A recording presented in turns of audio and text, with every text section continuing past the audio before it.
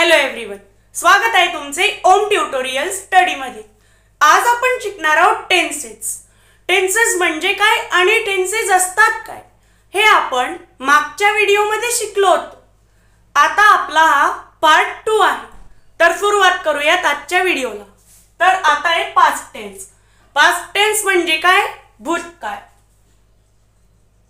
Past tense म्हणजे भूतकाळ। बघा, लक्ष द्या। आता भूतकाळ म्हणजे काय, पास्ट टेन्स म्हणजे काय? पास्ट टेन्स म्हणजे जी गोष्ट काल घडून गेलेली होती तिला आपण पास्ट टेन्स असं म्हणत असतो। समजा मी म्हणलं मी काल इंग्लिश शिकवलं होतं, तर ती गोष्ट केव्हा घडलेली आहे? काल घडलेली आहे।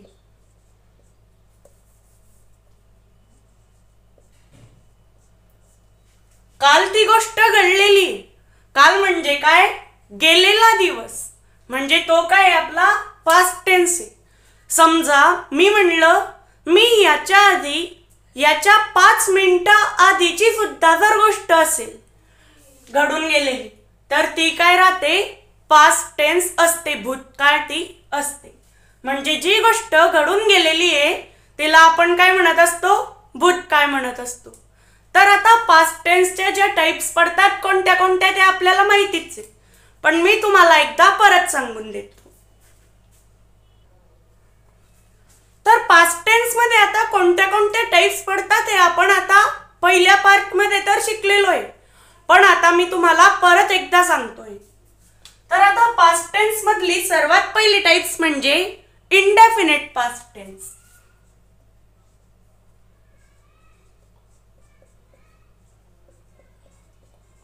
इंडेफिनिट नाही तर तुम्ही याला सिंपल पास्ट टेन्स सुद्धा म्हणू शकता।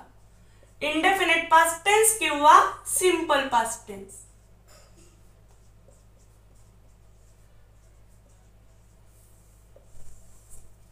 आणि दुसरी जी टाइप राहते, ही पहिली टाइप्स आणि दुसरी टाइप्स। दुसरी राहते past continuous tense. Past continuous tense.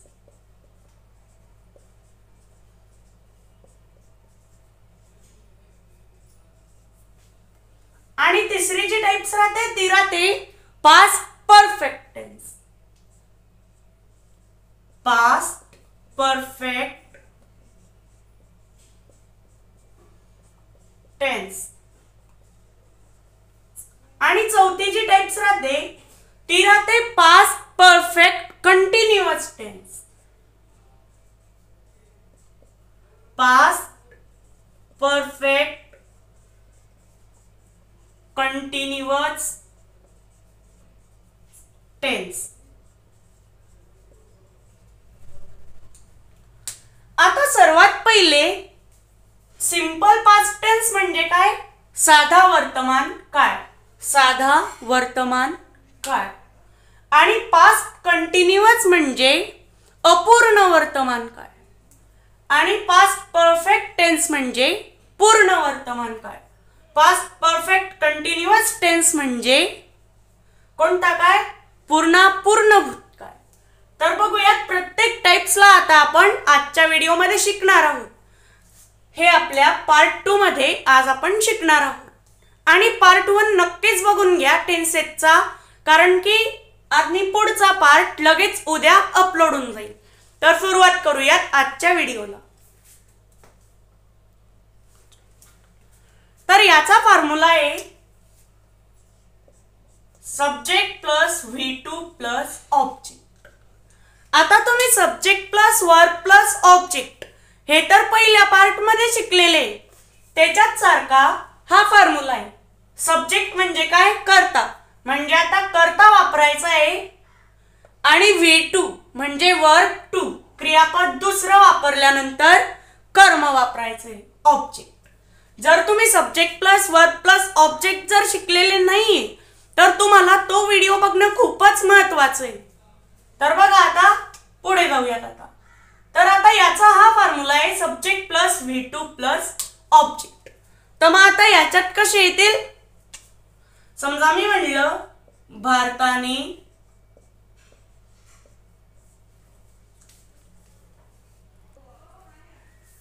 2011 मध्ये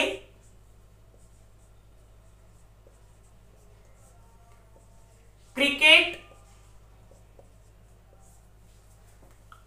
विश्वकप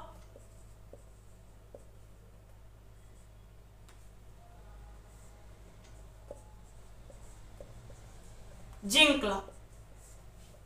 आता भारताने काय केलेलं आहे, 2011 मध्ये विश्वकप जिंकलेला आहे।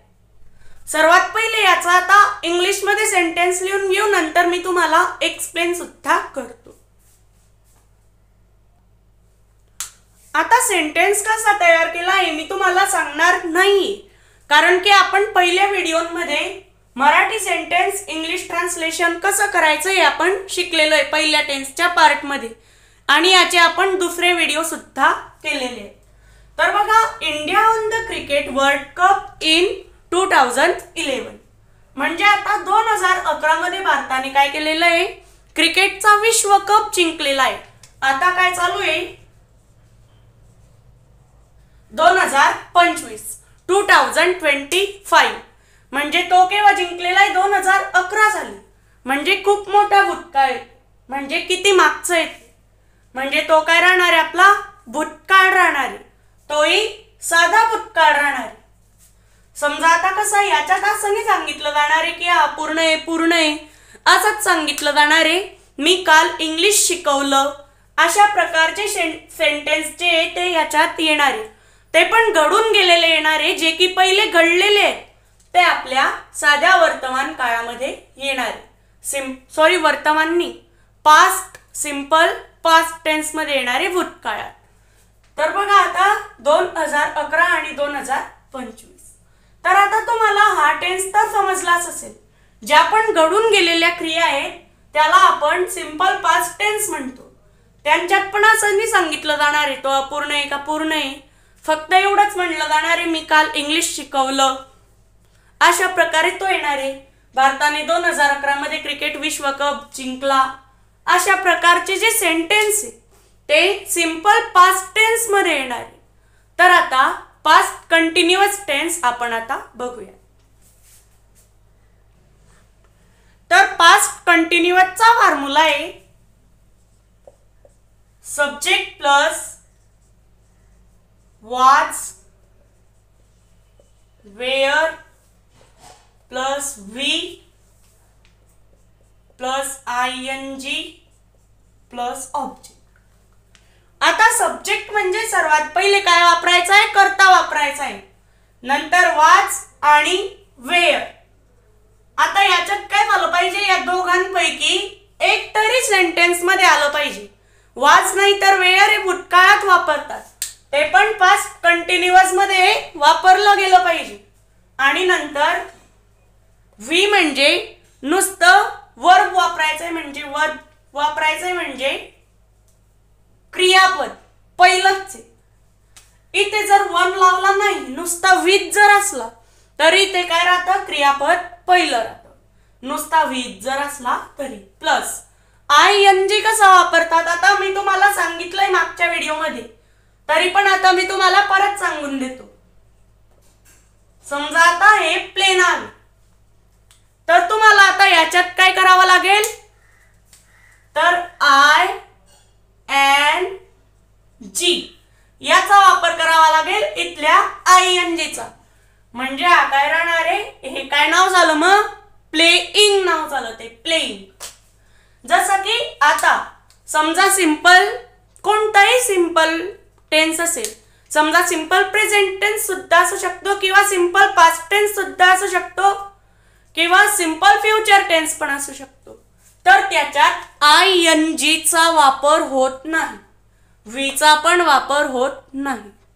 V प्लस ING चा वापर त्याच्यात केलाच जात नाही, म्हणजे तो पास्ट टेन्स मध्ये आणि फ्युचर टेन्स मध्ये केला जातो, सिंपल प्रेझेंट टेन्स मध्ये पण वर्बचा वापर होतो, पण ING चा होणार नाही, आणि अशा ज्या स्पेलिंग त्या त्याच्यात लावाव्या लागणार नाही। म्हणजे असाच फरक आहे, सिंपल कोणतेही सिंपल प्रेझेंट टेन्स असेल किंवा कोणताही सिंपल टेन्स असेल त्याच्यात ING लावायची गरज पडत नाही, आणि याच्यात वाज वेअर असे नावं लावावे लागतील, तेव्हाच तो पास्ट कंटिन्युअस टेन्स आहे का कोणता टेन्स आहे हे ओळखलं जाऊ शकतं. तर आता पुढे जाऊयात, आपण याचे सेंटेन्स बघूया. आता बघा, तर याच्याहून आपण एक एक्झाम्पल घेतलं. काल या वेळेस आम्ही बसने प्रवास करीत होतो. म्हणजे आता केव्हा? काल करत होते ते. त्यांचा प्रवास पूर्ण झालेला आहे असं त्यांनी म्हणलेलं नाही. म्हणजे तो काय राहणार आहे? अपूर्ण वर्तमान म्हणजे अपूर्ण भूतकाळ तो राहणार आहे. म्हणजेच पास्ट कंटिन्युअस टेन्स. याच्यात कोणतंच काम पूर्ण झालेलं येणार नाही. आणि फॉर्म्युल्यानुसार वाज किंवा वेअर याच्यात वापरायचा हे बघा. वेअर याच्यात वापरला गेलेला आहे फॉर्म्युल्यामध्ये. नंतर ट्रॅव्हलिंग बाय अ बस दिस टाइम एस्टरडे अशा प्रकारे. आणि हा जो आयएनजी तो याच्यात लागेल. तर आता कुठे लागलेला आहे तो आयएनजी हे बघा. वेअर. यांनी नुसतं ट्रॅव्हल म्हणलंय का? तर ट्रॅव्हलिंग म्हणलेलं आहे हे बघा. इथे झालाय आयएनजीचा वापर. नुसतं ट्रॅव्हल म्हणलेलं नाहीये तर त्याच्यासोबत आयएनजी लावलेला आहे. म्हणजे ते काय झालंय? ट्रॅव्हलिंग पूर्ण झालेलं आहे. बाय अ बस दिस टाइम एस्टरडे म्हणजे ती बस एस्टरडेला ते प्रवास करत होते काल. म्हणजे तो काय राहणार आहे? प्रवास पूर्ण झालेला नाहीये. कोणतंच काम जर पूर्ण झालेलं येत नसेल त्याच्यात तर तो काय राहणार आहे? आपला पास्ट कंटिन्युअस टेन्स तो राहणार आहे. आणि त्याच्यात वेअर नाहीतर वाज सुद्धा वापरला जाऊ शकतो. म्हणजे तो काय राहतो? आपला पास्ट कंटिन्युअस टेन्स राहतो. तर आता हा टेन्स तर तुम्हाला समजलेला आहे, अपूर्ण भूतकाळ. तर आता आपण जाऊयात पास्ट परफेक्ट टेन्स कडे.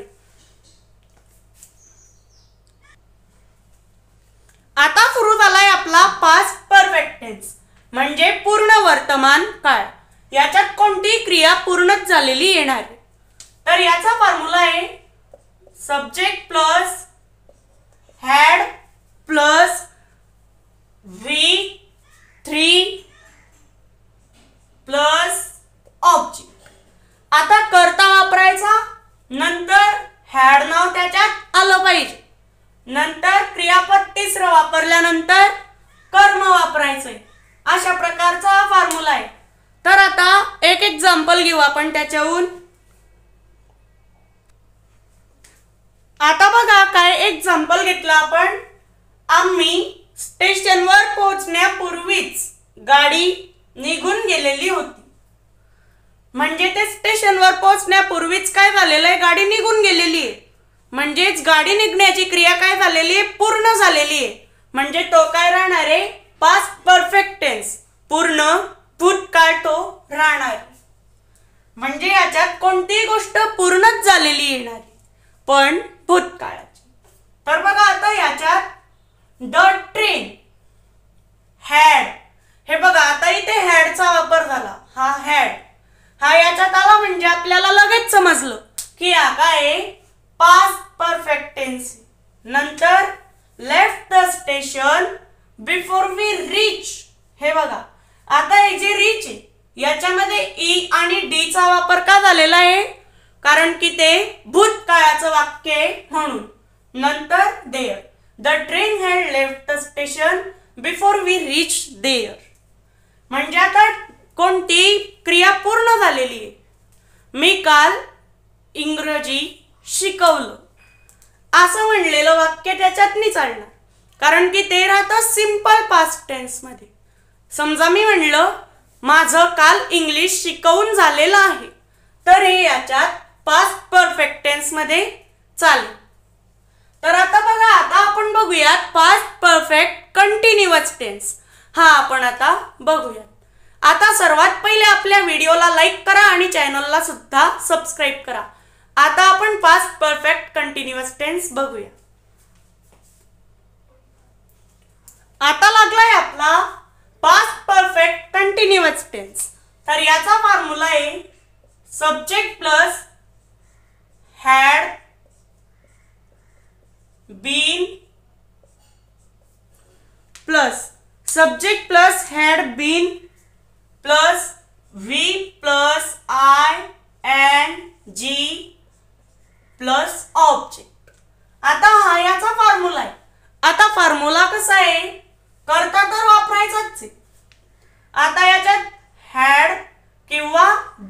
आलं पाहिजे. नंतर प्लस व्ही प्लस म्हणजे क्रियापद वापरायचंय पहिलं. नंतर आयएनजी वापरायचा आहे. आयएनजी कशा प्रकारे वापरला जातोय आपण चांगलंच समजलेलं आहे. नंतर कर्म वापरायचंय. तर बघा आता याच्याहून आपण एक एक्झाम्पल पाहू. आता तर याच्याहून आपण एक्झाम्पल घेतलं. आम्ही त्या प्रकल्पावर 2 वर्षांपासून काम करीत आलेलो आहोत. म्हणजे ते आता तो प्रकल्प पूर्ण होतोय, पण ते केव्हापासून काम करीत आलेले काम करताय ते 2 वर्षांपासून ते काम करताय. तेव्हा तो प्रकल्प आता पूर्ण होतोय. म्हणजे याच्यात असे काम येणारे जे की कधीपासून चालू आहे ते काम पूर्ण वर्तमान काळामध्ये येणारे. कधीपासून चालू आहे म्हणजे समजा एक काम सुरू होतं 2021 पासून ते काम सुरू झालं आणि 2025 पर्यंत ते काम संपलं. तर तो काय राहणार आहे 2025 पर्यंत झालेला तो वर्तमान काळ राहणार आहे. म्हणजे वर्तमान काळ नाही पास्ट परफेक्ट कंटिन्युअस टेन्स तो राहणार आहे. पूर्ण भूतकाळ तो राहणार आहे. म्हणजेच अशा प्रकारे याच्यात सेंटेन्स येणार आहे. हे बघा आता वी हॅड बीन म्हणजे वी आणि हॅडचा वापर याच्यात झालेला पाहिजे किंवा बीन पाहिजे तिथे. हे दोन्ही त्या सेंटेन्स मध्ये आलेले असले तरच तो पूर्ण भूतकाळ आहे. हे बघा हॅड आणि बीन दोघांचाही वापर त्याच्यात झालेला आहे. आणि समजा नुसतं जर हॅड असलं तर तो काय आपला फक्त पूर्ण भूतकाळ. नंतर working on that project for 2 years म्हणजे काम करीत आलेलो आहोत. 2 वर्षांपासून काम करीत आलेलो आहोत. म्हणजे ते केव्हापासून काम करीत आलेले आहेत. म्हणजे तो काय पूर्ण भूतकाळ येतो. Past perfect continuous tense. आता हा व्हिडिओ तुम्हाला चांगल्या प्रकारे समजला असेल आणि आवडला असेल तर या व्हिडिओला लाईक करा. आणि जर अजूनपर्यंत तुम्ही आपल्या चॅनलला सबस्क्राईब केलं नसेल तर सबस्क्राईब सुद्धा करा आणि तुमच्या मित्राला सुद्धा हा व्हिडिओ शेअर करा. भेटूयात पुढच्या व्हिडिओमध्ये. बाय.